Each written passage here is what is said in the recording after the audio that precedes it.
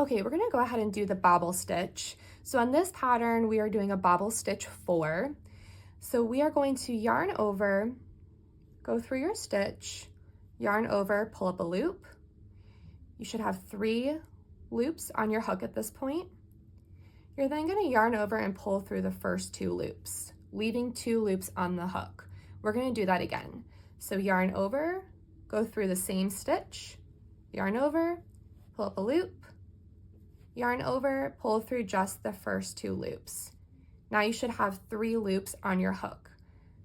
For a bobble stitch, you're always gonna have 1 extra loop on the hook than you do stitches that you've completed.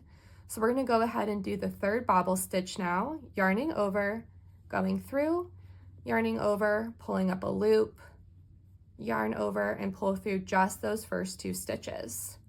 Now I've done my 3rd bobble stitch and I have 4 loops on the hook. We're gonna do the final stitch now. So you're gonna yarn over, go through the same stitch, yarn over, pull up a loop, yarn over, pull through just the first 2 loops. Now we are doing a bobble stitch 4, so I should have 5 loops on my hook, which I do. I'm now gonna yarn over and pull through all of them. And that is a bobble stitch 4. You wanna make sure when doing a bobble stitch, you're cautious of where your next stitch is. Because this stitch is so big, it's going to overlap the next stitch. So I'm going to go into this stitch here and continue with my row.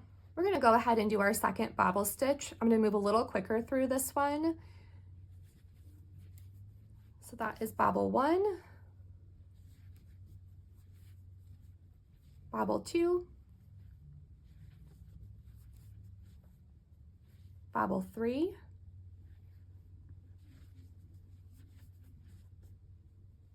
bobble 4, and complete.